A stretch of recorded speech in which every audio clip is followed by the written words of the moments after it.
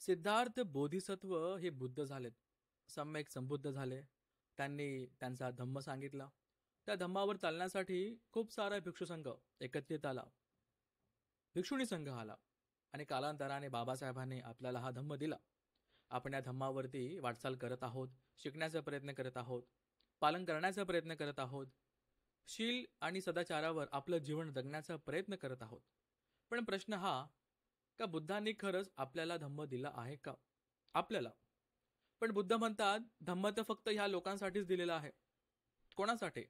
आपण त्या कॅटेगरीमध्ये येतो का? आपण आज या सूत्रामध्ये बघूया. नमो बुद्धाय, जय भीम मंडळी.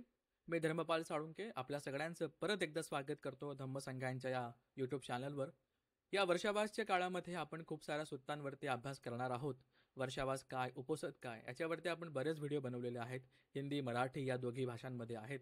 भविष्यामध्ये सुद्धा आपण पाली ग्रामर, धम्मलिपी आणि इतर खूप सारी महत्त्वाचे सूत्र, धम्मपद, अट्टकथा, जातक अट्टकथा यांचा सुद्धा अभ्यास करणार आहोत. आज या व्हिडिओमध्ये आपण असं बघणार आहोत की एकूण 5 प्रकारच्या गोष्टी ह्या जगामध्ये खूप रेअर आहे, क्वचितच घडतात, खूप दुर्मिळ आहे, रेअर आहे. कोणत्या 5 गोष्टी आपण बघूया. आणि त्या दुर्मिळ गोष्टी आपल्याला लाभलेल्या आहेत का? फक्त पुण्यवान, शीलवान, सदाचारी ज्यांचे पारमी खूप चांगले असतात. पुब्बेचे कथ पुण्यता आपण मंगलसूत्रामध्ये बघितलं की पूर्वीच्या जन्मांचं एक संचय असतो, तो आपल्याकडे आहे का?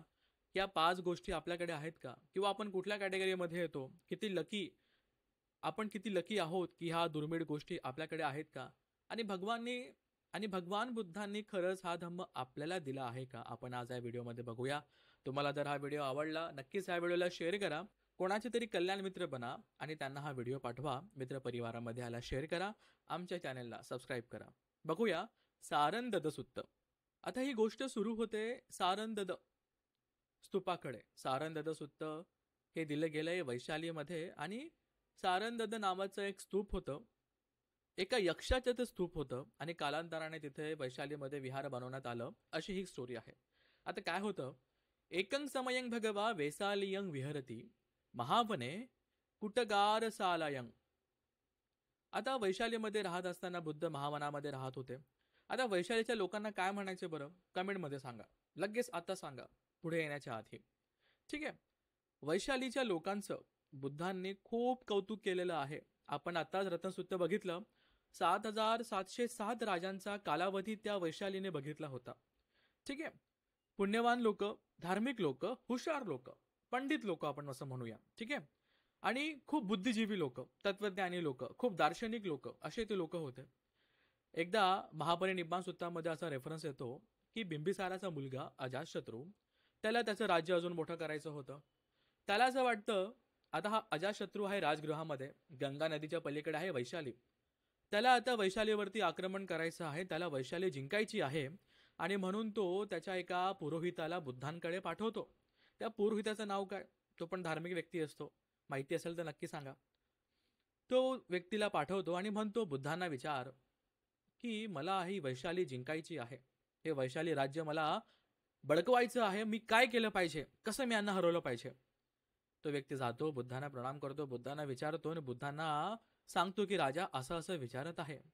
बुद्ध काय म्हणतील की नाही, तू जिंकू शकत नाही, किंवा तू काही हत्या नाही केली पाहिजे, युद्ध नाही केलं पाहिजे. बुद्ध काय म्हणतात? सत्य अपरिहान धम्मामध्ये बुद्ध सांगतात की वैशाली ही अपराजित का आहे? इतक्या वर्षांपासून 7707 राजा इथे कंटिन्यू तिथे राज्य करत आहेत, तर वैशाली ही अपराजित का आहे? का त्यांचा ऱ्हास झाला नाहीये? तर त्यांच्यामध्ये अशा 7 गोष्टी आहेत. मग बुद्ध त्याला एक्सप्लेन करतात की कशा प्रकारे ते बुद्धिजीवी आहे, कशा प्रकारे त्या वडीलधाऱ्या लोकांचा मानपान करतात, त्यांच्या शब्दाला मान देतात, वगैरे वगैरे वगैरे. आपण महापरिनिब्बाण सूत्रामध्ये आधी सुद्धा बघितलं आहे आणि पुढे सुद्धा बघूया. तसंच वैशालीच्या लोकांचं बुद्धाने खूप कौतुक केलेलं आहे. हे बुद्धिजीवी लोक आहेत. आणि काय होतं एका दिवशी, अथको भगवा पुब्बण्ण समयं निवासेत्वा पत्तचीवरंग आदाय वेसालियं पिंडाय पाविसी. आता ह्या विहारातून आता भगवान बुद्ध सकाळी, पुब्बण्ण समय, सकाळ झालेली आहे, सकाळचा सगळा कार्यक्रम केल्यानंतर आता पिंडपातासाठी भिक्षू संघ निघालेला आहे, बुद्ध सुद्धा निघालेले आहेत. तेन खोपन समयेन पंचमत्तानं लिच्छवी सतानं. 500 लिच्छवी जे आहेत वैशालीचे लोक, हे सारंदेदे चेतीये, सारंद चेतीये नावाच्या जागा ठिकाणी ते सन्निसिन्नानंग सन्निपतीनानंग एकत्रित आले, एकत्रित ते बसले आणि काहीतरी गप्पा करू लागले, काहीतरी गोष्टीवरती गंभीर चर्चा करू लागले. अयंग अंतारा अयंग अंतार कथा उदपादी. आणि मग त्यांच्या मनामध्ये, त्यांच्या डिस्कशनमध्ये खूप मोठा असा एक विचार आला. ते आता डिस्कस करतायत. हुशार लोक आहेत, बुद्धिजीवी लोक आहेत, तत्वज्ञानी लोक आहेत. ते म्हणतात, पंचनंग रतनानंग पातु भव दुर्लभो लोकस्मिंग. की जर समजा, जर ह्या पूर्ण लोकामध्ये, मनुष्य लोकामध्ये जर कुठल्या प्रकारचे, किंवा ह्या पूर्ण लोकामध्ये किती प्रकारचे लोक आहेत? 31 प्रकारचे लोक आहेत. आम्ही धम्मसंग्रहाची टेस्ट घेतली. याच्यामध्ये हा प्रश्न बराचदा झाला की किती प्रकारचे लोक आहेत. कोणी 31, 32 असे सुद्धा उत्तर दिले आहेत. तर 31 प्रकारचे लोक आहेत. बुद्ध ह्या 31 प्रकारच्या लोकांमध्ये नाही राहत. बुद्ध आहेत लोकुत्तर आहे बुद्ध, लोकविदू आहे. तर या पूर्ण लोकांमध्ये जर कुठल्या 5 गोष्टी आहेत ज्या खूपच दुर्मिळ आहे, रेअर आहे, दुर्लभ आहे, तो कोणत्या गोष्टी असेल? आता हे बुद्धिजीवी लोक आता याच्यावरती चर्चा करू लागले. आता मग हळूहळू त्यांचे उत्तर येत आहेत आणि ते एका 5 गोष्टींवरती त्यांचं मत एकत्रित होतं की हो, या 5 गोष्टी ह्या जगामध्ये दुर्मिळ आहेत. कोणत्या दुर्मिळ आहेत? आता हे लोक डिस्कस करतायत आणि यांचं ठरलं. हे म्हणतात, हत्ती रतनस्य पातुभाव लोको दुर्लभ लोकस्मिंग. हत्ती असणे, खूप सारे हत्ती असणे, पांढरे हत्ती असणे, लडाखू हत्ती असणे, सुंदर हत्ती असणे, राजाचे हत्ती असणं, इतकं सगळं असणं, हे असणं खूप दुर्लभ आहे. एखाद्या व्यक्तीकडे इतकं सगळं ह्या गोष्टी असणं, इतके सगळे हत्ती असणं खूप दुर्लभ आहे. ठीक आहे. दुसरं म्हणतात असं म्हणजे घोडे, विविध प्रकारचे घोडे, भारतीय घोडे, विदेशी घोडे, वेगळे वेगळे वेगळे. मणिरत्न, खूप साऱ्या प्रकारचे रत्न, ज्वेलरी, खूप सारे आभूषण असतील किंवा खूप महागडे हिरे, वेगळे वेगळे मणिरत्न असतील. नंतर म्हणतात इत्थी रत्न, स्त्री रत्न असले पाहिजे. अशा प्रकारची स्त्री, अशी गुणवान स्त्री, अशी शीलवान स्त्री, किंवा खूपच सुंदर असलेली स्त्री ती असली पाहिजे. आणि गहीपती रत्नस्थ.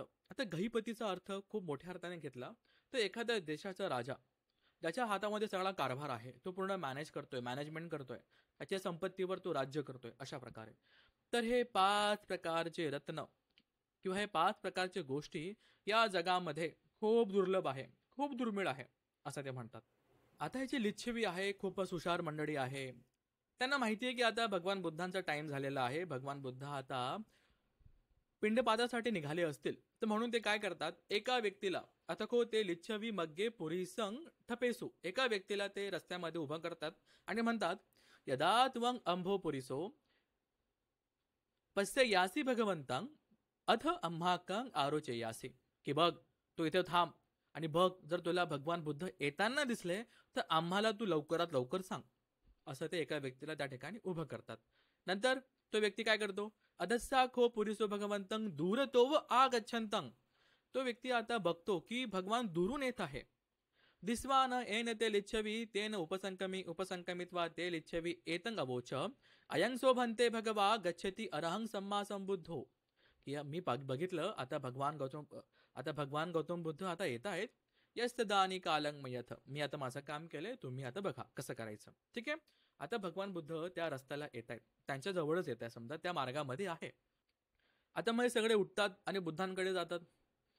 आता ते लिच्छवी येन भगवा तेन उपसंकमित्वा भगवंतं अभिवादेत्वा एकमंतं अठ्ठंसु. एका ठिकाणी आता उभे राहिले, बुद्धांना नमन केलं, उभे राहिले. एकमंतं थिटाखो ते लिच्छवी भगवंतं एतं अवोचु. ते बुद्धांना आता काय म्हणाले, साधू बनते येन सारं चेतियं तेन उपसंकमंतु अनुकंपं उपादाय.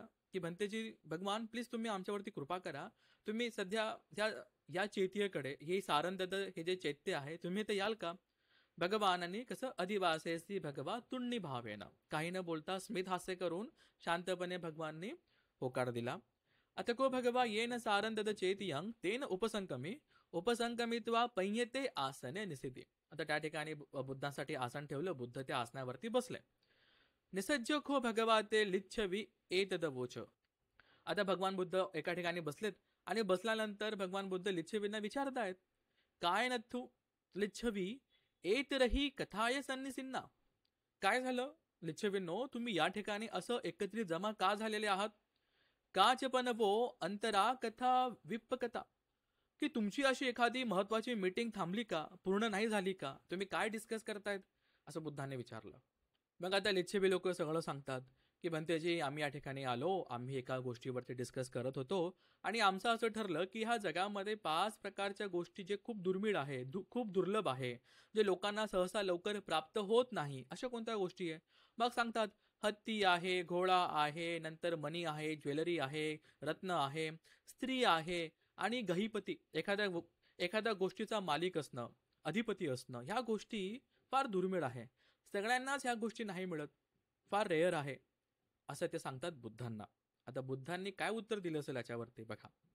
बुद्ध काय म्हणतात बघा. काम अधिमुत्तानं वतभो लिच्छविनं काम अधिमुत्तानं वतभो लिच्छवी. की लिच्छवींनो, तुम्ही किती कामामध्ये अधीन आहे. काम म्हणजे आपले जे 6 इंद्रिय आहेत, त्या इंद्रियांना जे ऑब्जेक्ट असतात, ठीक आहे, त्यांच्यावर आता समजा डोळ्याला काहीतरी आवडतंय, एखादं रूप आहे, आपण बघतो, ठीक आहे, तर रूप आवडतो हे त्याचं आयतन आहे, हे त्याचं ऑब्जेक्ट आहे, ठीक आहे, आणि त्या गोष्टीमध्ये आपण पूर्ण गुरफटलेलो असतो. कानाला काहीतरी ऐकायला आवडतं, गाणं असेल, एखादा शब्द असेल, काहीतरी असेल, त्याच्यामध्ये आपण गुरफटलोय.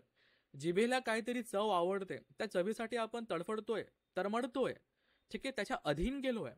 शरीराला काहीतरी स्पर्श पाहिजे, त्या स्पर्शासाठी आपण त्या कामभोगामध्ये तरफडून गेलेलो आहे, तरसत आहे, त्याच्या अधीन गेलेलो आहे. असं बुद्ध म्हणतात, काम अधिमुत्तानं, तुम्ही तर ह्या सगळ्या इंद्रियांच्या कामामध्ये एकदम गुरफटलेले आहेत. असं कसं. कायंग एव आरभ अंतरा कथा, की तुमची ही जी कथा आहे, तुम्ही हे जे डिस्कशन करत आहात, हे तर तुम्ही कामभोगांमध्येच करत आहात, कामभोगाच्या गोष्टींबद्दलच तुम्ही इथे डिस्कस करत आहात. मग बुद्ध सांगतात, पंचनंग लिच्छवी रतनानंग पातुभाव दुर्लभ लोकस्मिंग, की 5 प्रकारचे ज्या गोष्टी आहेत, रतनानंग, 5 प्रकारचे रत्न आहेत, 5 प्रकारचे गोष्टी आहेत, जे खूपच दुर्मिळ आहे, दुर्लभ आहे, सहसा तुम्हाला मला असं भेटत नाही, मिळत नाही. काय आहे. कतमेसंग पंचनंग. मग आता सुरू होतं की आपण, तुम्ही जे लोक हे व्हिडिओ बघत आहात, इतर सगळे मंडळी, आपण इतके लकी आहोत का की आपल्याकडे ह्या गोष्टी आहेत. बरोबर. वज्जी काय म्हटल्यात, हत्ती पाहिजे, घोडा पाहिजे, स्त्री पाहिजे, रत्न पाहिजे, वगैरे वगैरे पाहिजे. पण बुद्ध म्हणतात नाही, ह्या 5 गोष्टी आहेत, आपण ते आता बघूया. आता ह्या 5 गोष्टींपैकी आपल्याकडे किती गोष्ट दुर्मिळ आहे, लकी आहोत का आपण या सगळ्या गोष्टी आपल्याकडे असण्यासाठी. आपण किती लकी आहेत, प्रत्येकाने मोजावं की ह्या 5 गोष्टींपैकी किती गोष्टी आपल्याकडे आहेत. ठीक आहे, आपण खरंच इतके लकी आहोत का, आणि खरंच बुद्धांनी आपल्यालाच धम्म दिलाय का, आपण हे पण बघूया. काय म्हणतात बुद्ध. पहिले वाक्य काय बघा. तथागतस्य अरहतो सम्मा संबुद्धस्य पातुभाव दुर्लभो लोकस्मिं. आता जेव्हा आपण लोक शब्द येतो ना, तर हे व्यक्ती नाही, लोक नाही, ठीक आहे, मराठीमधलं लोक नाही, तर हे लोक 31 प्रकारचे लोक ह्या पूर्ण ब्रह्मांडामध्ये, असंख्य ब्रह्मांडामध्ये, ह्या पूर्ण लोकामध्ये सम्मा संबुद्धस्य पातुभाव. पातुभाव म्हणजे उत्पन्न होणे, उत्पन्न होणे. कोण. सम्मा संबुद्ध. सम्मा संबुद्ध कोण. ज्याचा कोणी गुरु नसतो, जो स्वतः समते विपස්සना करून बुद्ध बनतो. आता बुद्ध आहेत, पण बुद्ध बनल्यानंतर सुद्धा त्यांनी धम्म दिला. पहिला अरहंत कोण. अय्यासी कोंडन्यो. त्यांना धम्म दिला. अय्यासी कोंडन्य स्वतःपन्न होतात, अरहंत होतात, आणि धम्मचक्क पवत्तन होतं, तेव्हा बुद्ध सम्यक संबुद्ध होतात. ठीक आहे, सम्मा संबुद्ध झालेत म्हणजे बुद्ध झालेत. बुद्धांनंतर एक प्रकार असा असतो पच्चेक बुद्ध. पच्चेक बुद्ध पण तसेच असतात, त्यांचा कोणी गुरु नसतो, ते बुद्ध बनतात. जेव्हा बुद्ध नसतात तेव्हा बुद्ध बनतात, पण ते धम्म सांगण्यासाठी असक्षम असतात, किंवा त्यांच्या क्वालिटीज नसतात धम्म सांगणं, किंवा जमत नाही, किंवा ते सांगत नाही, असं काहीतरी. पण सम्मा संबुद्ध कोण. जे बुद्ध बनतात, इतरांना धम्म सांगतात, आणि ते सगळे अरहंत होतात, स्वतःपन्न होतात, निब्बाणाला जातात. असे सम्मा संबुद्ध ह्या जगामध्ये उत्पन्न होणं खूपच दुर्मिळ आहे, खूपच रेअर आहे. ही क्वालिटी आपल्याकडे आहे का. हे गुण, ही संपत्ती आपल्याकडे आहे का. हे रत्न आपल्याकडे आहे का. हो. 2500 वर्षा पहिले आसपास भगवान बुद्ध जन्माला आले, सिद्धार्थ जन्माला आले. नंतर बोधिसत्व सम्यक संबुद्ध होत आहेत, धम्म सांगतायत, आणि बुद्धांचा धम्म आपल्या कानावरती पडतोय. बोधिसत्व परमपूज्य डॉक्टर बाबासाहेब आंबेडकर यांनी आपल्याला हा धम्म परत दिलाय. परत दिलाय, ठीक आहे. आणि परत आपण एकदा बौद्ध झालोय, ठीक आहे. आणि ह्या धम्मावर चालण्याचा प्रयत्न करतोय.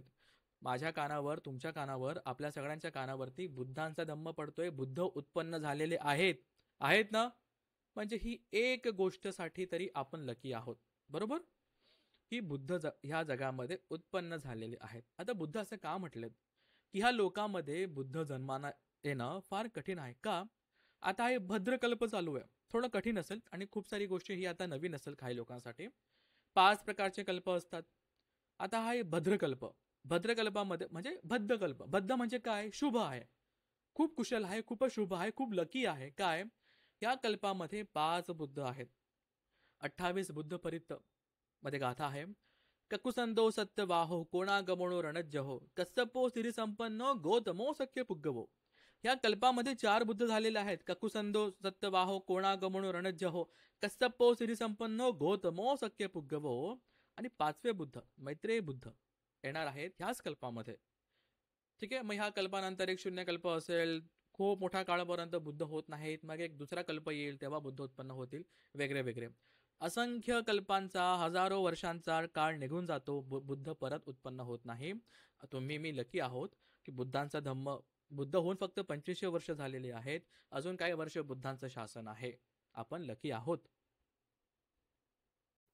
म्हणून बुद्ध म्हणतात तथागतस्य अर्हतो सम्मा संबुद्धस्य पातुभावो दुर्लभो लोकस्मिन्. एक गुण तर आपल्याकडे आहे, एक क्वालिटी आपल्याकडे आहे, एका गोष्टीमध्ये आपण लकी आहोत असं आपण म्हणूया, ठीक आहे. आता दुसरं खूप महत्वाचं, तथागत पवेदितस्य धम्म विनयस्य देसितो पुग्गलो दुर्लभो लोकस्मिन्. काय झालं आता? बुद्धांनी त्यांच्याकडून धम्म आणि विनय सांगणं हे ह्या जगामध्ये खूप दुर्मिळ आहे. भगवान बुद्धांनी धम्म सांगणं ही खूप दुर्मिळ गोष्ट आहे. का असं म्हटलेत? आता सिद्धार्थ जेव्हा बुद्ध झालेत, गौतम बुद्ध झालेत, तेव्हा त्यांचं आयुष्य पूर्ण होतं 80 वर्षाचं, ठीक आहे. आता आपण 70-80च्या आसपास आपले लोक जगतात, तेव्हा 100 वर्षाचं आयुष्य होतं. भगवान बुद्ध 80 वर्ष जगलेत. भगवान बुद्धांनी 45 वर्ष धम्माचा प्रसार केला. पण भगवान बुद्धांच्या आधी खूप सारे बुद्ध होऊन गेले, त्यांचं आयुष्य खूप जास्त पण होतं. काहींचं 1000 वर्ष, 10,000 वर्ष, काहींचं 80,000 वर्ष, ठीक आहे. इतकं मोठं आयुष्य होतं. तेव्हा लोकांचं आयुष्य सुद्धा तेवढंच होतं, ठीक आहे. आता बुद्ध का म्हटलेत की भगवंतांनी धम्म सांगणं खूप रेअर आहे? का? कारण की आधीच्या बुद्धांच्या वेळेस जेव्हा त्यांचं आयुष्य खूप जास्त असायचं, तेव्हा काही काही बुद्ध ते आठवड्यातून एकदा किंवा काही काही महिन्यातून एकदा किंवा काही काही 6 महिन्यातून एकदा, तर किंवा काही काही लोक, काही काही बुद्ध 6 महिन्यातनं एकदा धम्म सांगायचे. म्हणून पहिली गोष्ट की बुद्ध उत्पन्न होणं खूप रेअर आहे, आणि दुसरं की बुद्धांनी धम्म सांगणं खूप रेअर आहे, खूप दुर्मिळ आहे. ही दुसरी गोष्ट आपल्याकडे आहे का? आहे. आपण तितके लकी आहोत. या 2 दुर्मिळ गोष्टी आपल्यापर्यंत आहेत. पहिलं की बुद्ध जन्माला आलेत, बरोबर, बुद्ध झालेत, बुद्धांनी धम्म सांगितला, आता आपण बुद्ध शासनामध्ये आहोत.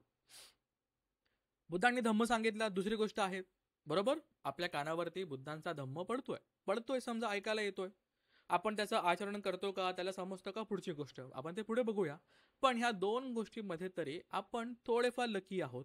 या 2 दुर्मिळ गोष्टी आपल्याकडे आहेत असं आपण म्हणू शकतो का? म्हणू शकतो, ठीक आहे. आता बघूया तिसरी गोष्ट काय आहे. हे खूपच महत्वाचं आहे आणि मला फुल गॅरंटी आहे की आपण जर इथपर्यंत हा व्हिडिओ बघत आहात तर आपण ह्या व्हिडिओमध्ये ह्या कॅटेगरीमध्ये येतात, तिसऱ्या कॅटेगरीमध्ये नक्की येतात.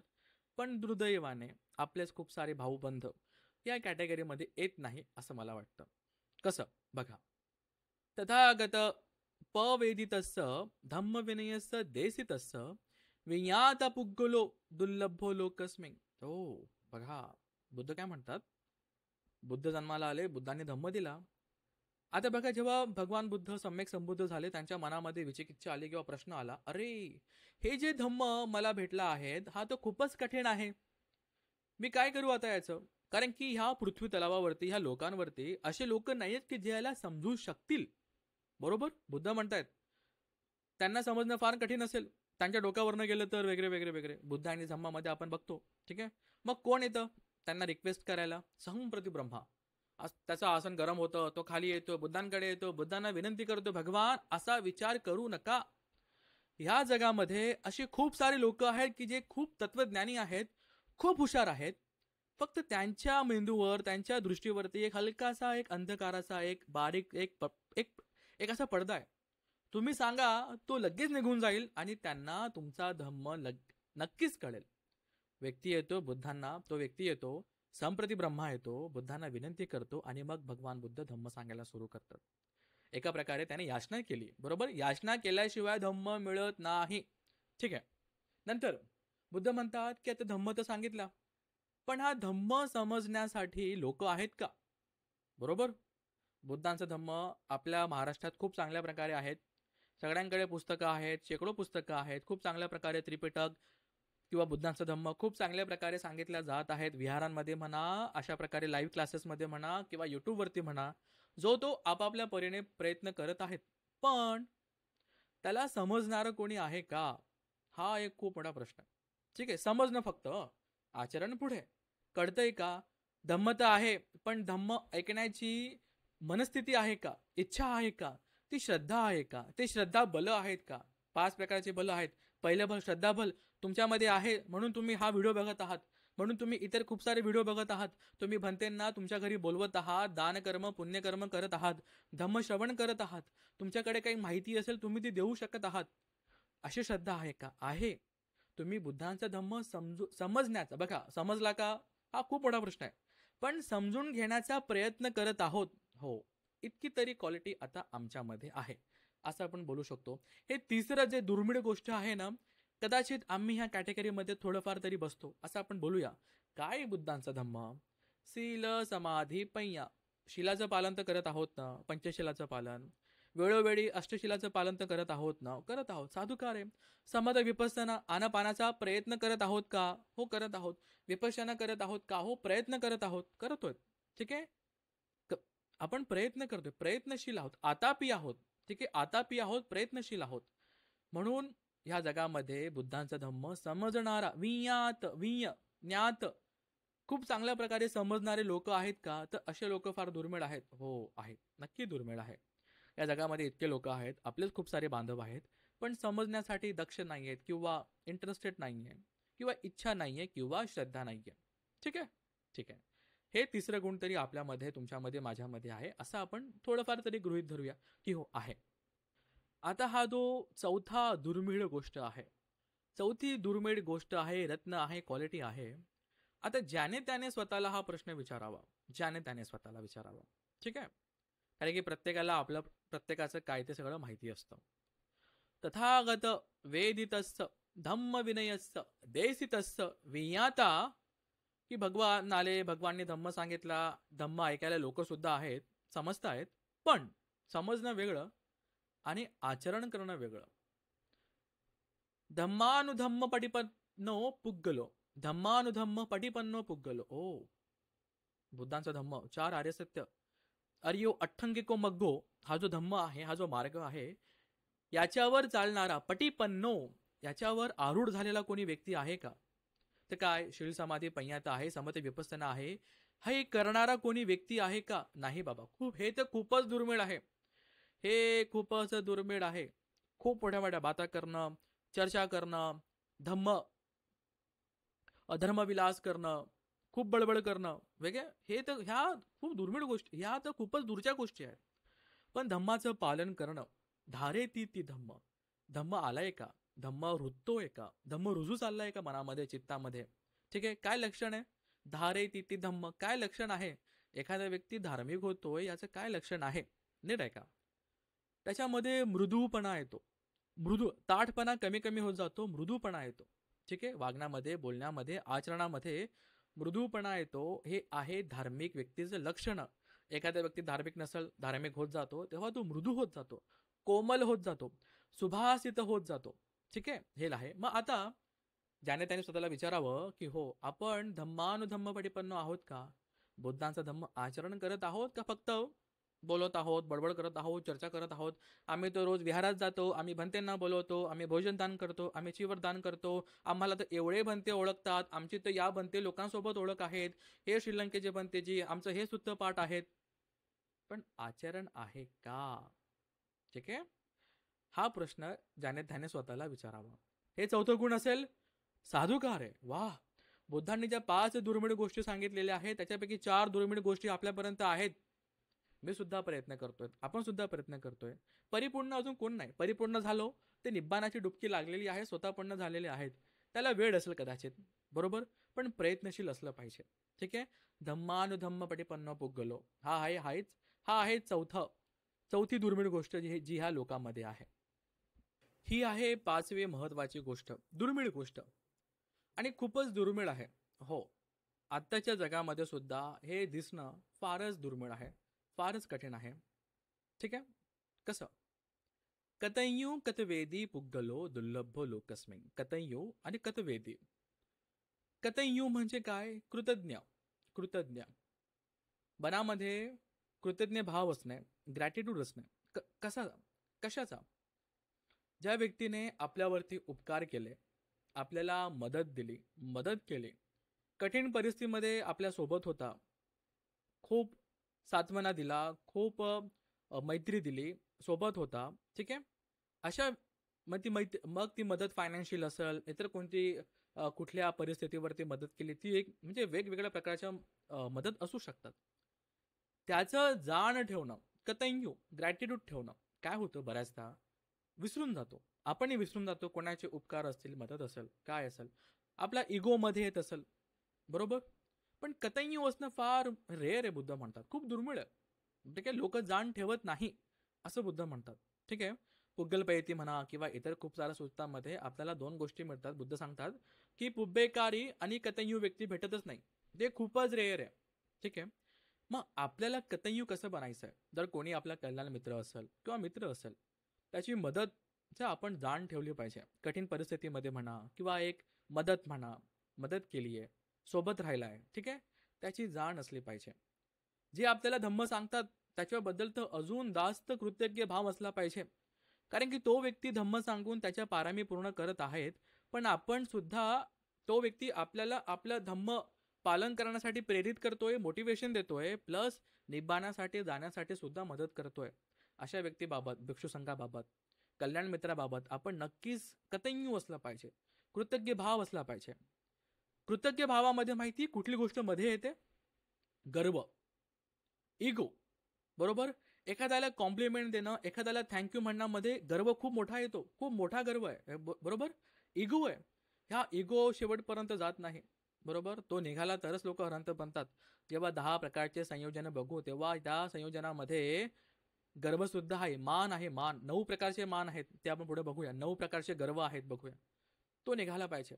ठीक आहे. कॉम्प्लिमेंट देणं, एखाद्याला साधुकार देणं, एखाद्याला थँक्यू बोलणं, हे बोलण्यामध्ये खूप गर्वाला साईडला ठेवावा लागतो, इगोला साईडला ठेवावा लागतो. म्हणून कतयू लोक भेटणं फार मुश्किल आहे. नंतर आहे कतवेदी. कतवेदी कतवेदी कसं? आता याचाच आपण अर्थ असं बघूया की पुब्बेकारी उपकारी. ठीक आहे. समजा माझा कोणी मित्र आहे, त्याला मी मदत केली, पैशांची मदत केली, आणि पैशांची मदत केल्यानंतर मी आता 4 चौघांमध्ये गाजावाजा करत असेल, गाव गोंधळ करत असेल, अरे मी याला इतके पैसे दिलेत, विहारामध्ये आपण गेलो आणि त्याला म्हटलं अरे यार तुझ्याकडे पैसे बाकी, पैसे दे यार.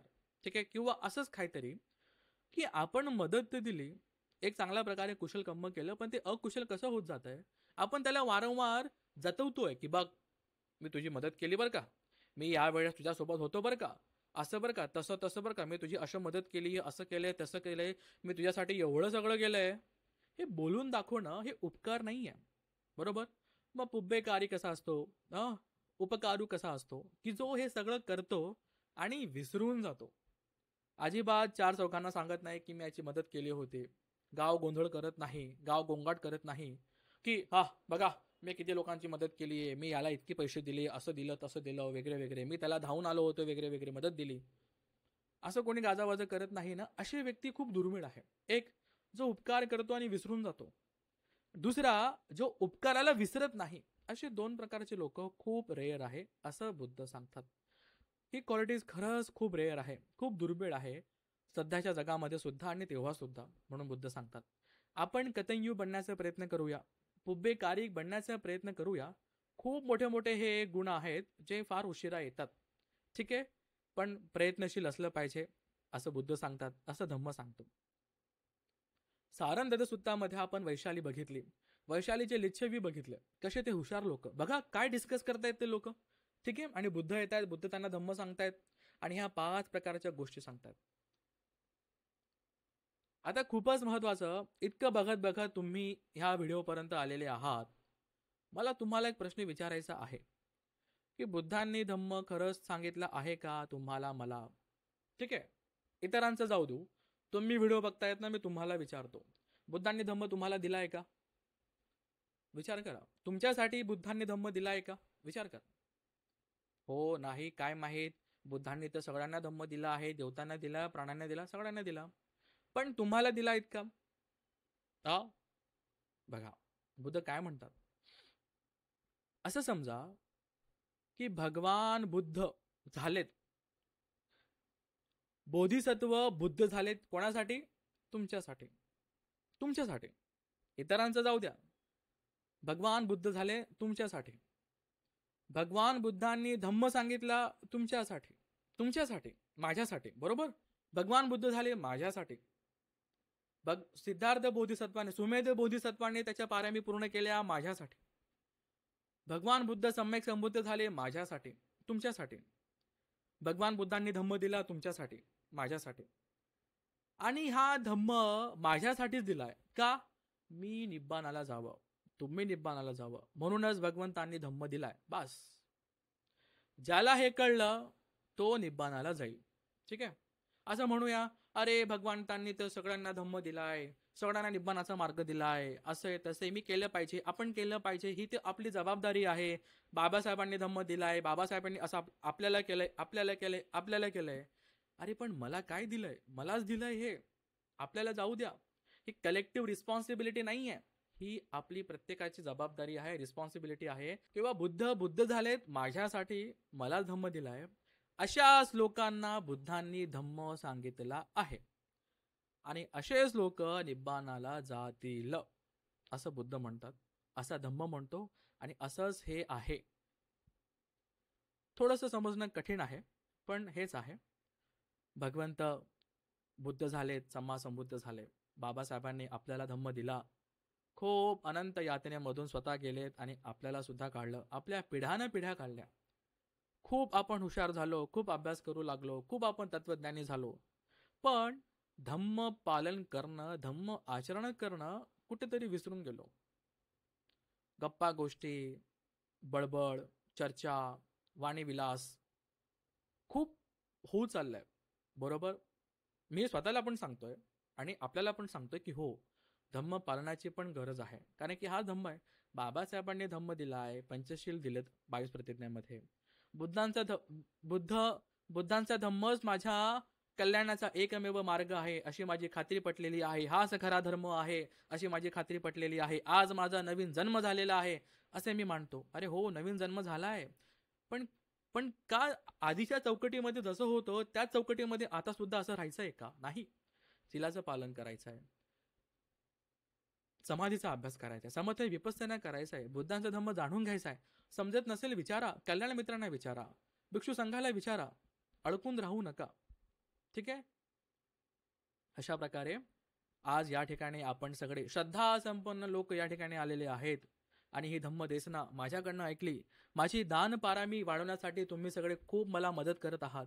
तुम्हा सगळ्यांचं खूप खूप धन्यवाद. जे काही पुण्य आज मी कमवलं आहे, हे सारण अदसुत्त देत असताना, ही धम्म देसना देत असताना जे काही पुण्य मी कमवलं असेल, या पुण्याचा भाग मी आपल्यासोबत शेअर करतो. हे पुण्य आपल्याला सुद्धा मिळो, तुमच्या माझ्या आपल्या सगळ्यांच्या पारामी पूर्ण हो, आशवश्रय हो, लवकरात लवकर निब्बानाची डुबकी, लवकरात लवकर निब्बान अवस्था प्राप्त हो, अनंतांचे दर्शन हो, बुद्धांचे दर्शन हो. कायावाच्या मनाद्वारे झालेल्या पापकर्मांबद्दल आपण माफी मागूया. या देवतागणांनी, या सत्वांनी आमच्या पुण्याचा स्वीकार करावा, आमची रक्षा करावी आणि धम्माचं पालन करत असताना आम्हाला मदत करावी. या पुण्याच्या प्रतापाने तुमचं माझं आपल्या सगळ्यांचं मंगल हो. साधू साधू साधू.